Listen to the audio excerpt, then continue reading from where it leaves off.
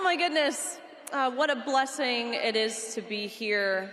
Man, to see this, to see you guys standing. Do you realize who you're giving a standing ovation to and for what? You're giving a standing ovation to a girl for merely saying that there are two sexes?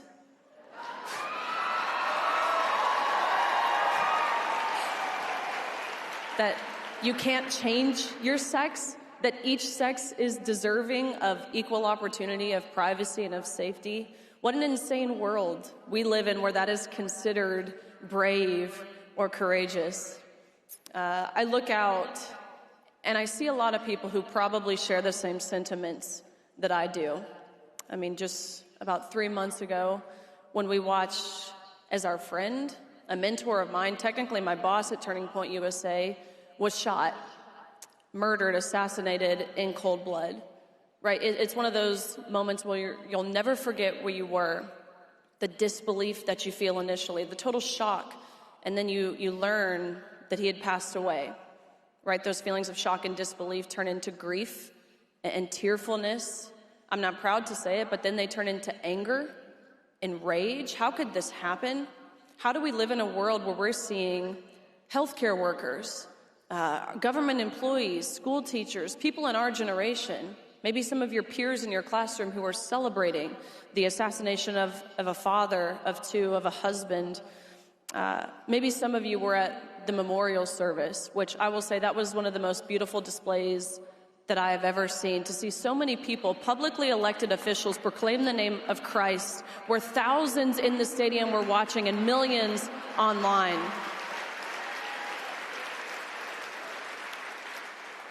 But Erica Kirk, it is hard to describe the impact that her speech had on everyone in the room, including myself. When I heard it, something awakened in me. It was a call to be to do better, to be better, a better wife, a better friend, a better daughter, a better mother, a better follower of Christ. In the hardest moment of her life, Erica chose forgiveness. She forgave her husband's assassin only 11 days after he was murdered in cold blood in front of thousands in person, and where it will live on the internet forever. Only through God can a grieving widow have the heart, the serenity, and the strength to do something so extraordinary. So seeing that, seeing you all, those feelings of anger that I once had, of course, there's still grief there, but I feel hopeful, and I feel optimistic, and I feel inspired. This morning, which this is like true Riley fashion, I had not planned at all what I was going to say when I got on this stage. There's a unique opportunity, of course, I recognize that when you're standing on a stage like this, an opportunity for clarity, for courage, and if we choose it, for real impact. I thought about some of the things that I could mention, some of the wins that we've seen surrounding gender ideology and parental rights and the safeguarding of children under the 47th President of the United States, President Donald J. Trump. I thought about talking about some of the work that we still have left to do, because believe me, there is still a lot of that.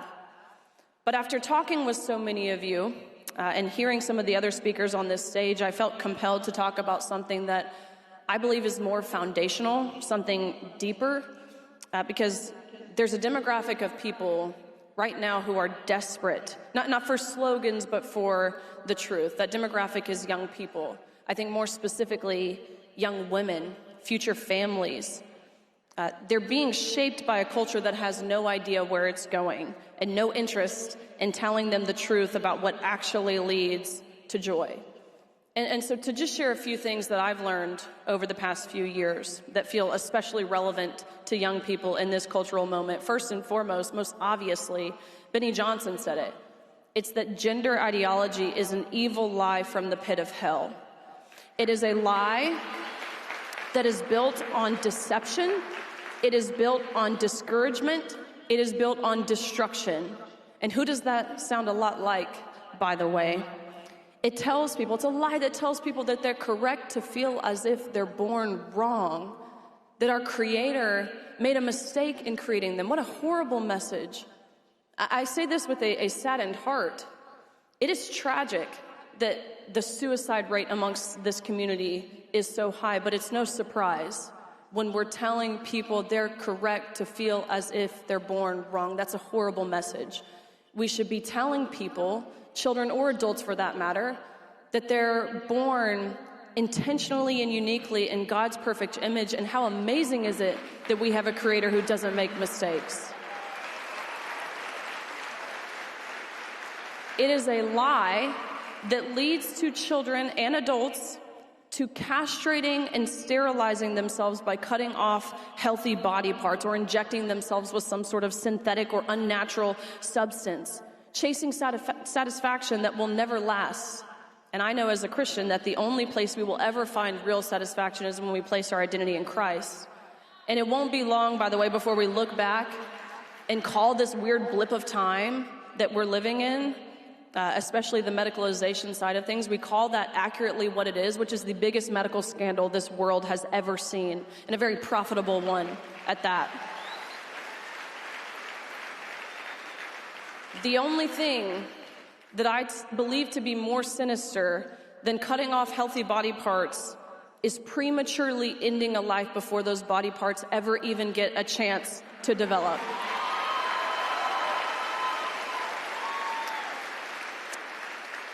If you didn't know, my husband and I, we welcomed a beautiful baby girl into this world just a few weeks ago. Her name is Margot. She is the light of my life and the best thing that I have ever done, bar none. I'll tell you, before becoming a mom, I thought I understood what it meant to be pro-life. I've always had conservative values. More importantly, I always understood that, again, we have a creator who breathes life and value and purpose into every child in the womb and beyond it. I understood the arguments that pro-lifers made, of course, intellectually. I believed it morally. I could argue it politically. But becoming a mother, which it's still surreal to be able to call myself that, it changed everything. Hearing her heartbeat at that first appointment that you go to, the 8-week appointment, then going to the 20-week anatomy scan and hearing the words, "It's a girl," going through the magical, transformative labor and delivery process. Of course, her being here, it proved to me that life, it's no longer theoretical. It was no longer a debate. It wasn't about policy or politics anymore. She's a human being. Small, yes. Dependent, yes. Fragile, yes. But infinitely valuable, placed directly in my care. Motherhood has made me radically pro-life. It has made the thought, the idea, the practice of abortion hurt, like deeply and viscerally. And I think it's because when you experience that kind of love, I know the parents in the room know this. When you experience that kind of love, you understand something that our culture works really, really hard to deny. Life is not disposable. Dependence is not a flaw, and vulnerability is not something to be eliminated. It is something to be protected.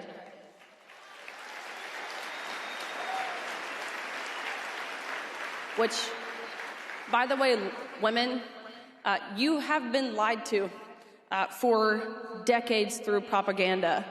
To be very, very clear, transgenderism, sexual liberation, and abortion have nothing to do with women's rights. Calling these movements feminism is not only inaccurate, but it's dangerous, it's destructive. Feminism promised empowerment, but you know what it delivered? It delivered emptiness. It sold women the lie that children are burdens, that family is a limitation, and that fulfillment comes from self-centered autonomy rather than self-giving love. Charlie's message, one that he said often on campuses, on his show, right? Get married, have babies, have as many as you can, and as early in your married life as you can. It was so powerful, and it's something that resonated deeply and personally with me, but beyond that, not just because it was what some people would call provocative or outdated or offensive. I believe it was effective because he lived it. It was clear to him that family was the happiest and most meaningful part of his life. And so for clarity, am I saying that every single woman should have children? No, I'm not. I believe it's the most rewarding thing, the most fulfilling thing that we can do as women, so long as you're able, but no one is forcing you into it. And so to the young people here, I really want to send you a message directly. I recognize that you are growing up in a culture that is really loud, that is confusing, that is deeply contradictory. You're told to chase independence, but you're punished for vulnerability.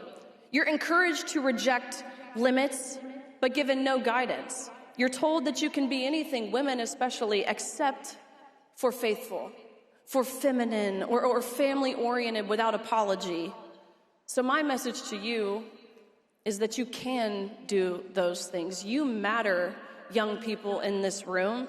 They can't do this. This mission that we're attempting to carry out at Turning Point USA for the conservative movement, for the kingdom of Christ, it cannot be done without you all.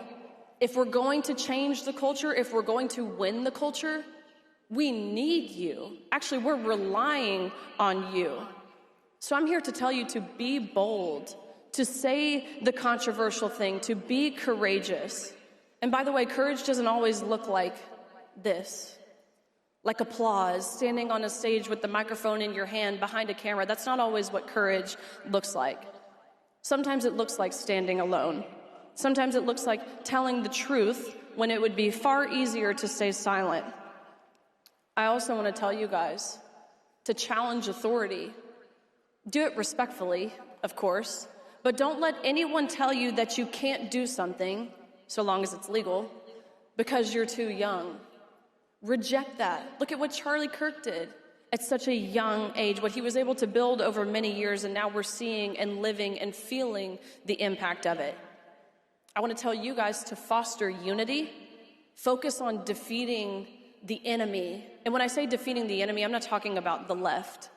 Indirectly, maybe I am, but I'm talking about Satan and the power that he has, the real and living power that he has on this earth.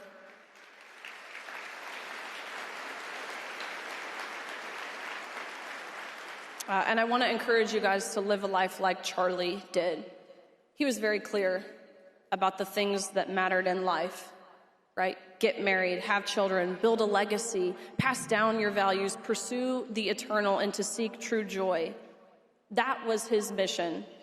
And that mission has now become his legacy, and it's our responsibility to carry it forward.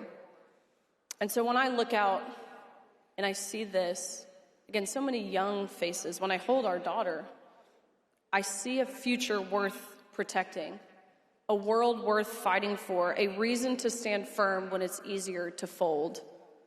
One day, our little baby, Margot, she will grow up, she will learn who her mom is. And if there's one thing that I hope she learns from watching me, the fight that I've been fighting, we've collectively been fighting, I hope she learns this. First and foremost, that being a woman is not a weakness. It doesn't make you inferior. Really, it's a beautiful thing. I hope she learns that the truth, both in an objective sense, of course, in a biblical sense, is worth defending. I hope she learns that family is worth building and that faith in our Creator calls us, everyday Americans, common sense Americans. Our faith is what calls us to rise. I appreciate you guys. I hope you are enjoying AmFest. It's hard to see some of the different mementos of Charlie sprinkled throughout the speakers on this stage, some of the things that we're seeing in the exhibitor halls. But just know what he built, it will live on so long as we do our parts. I appreciate you guys. God bless you. God bless Turning Point USA.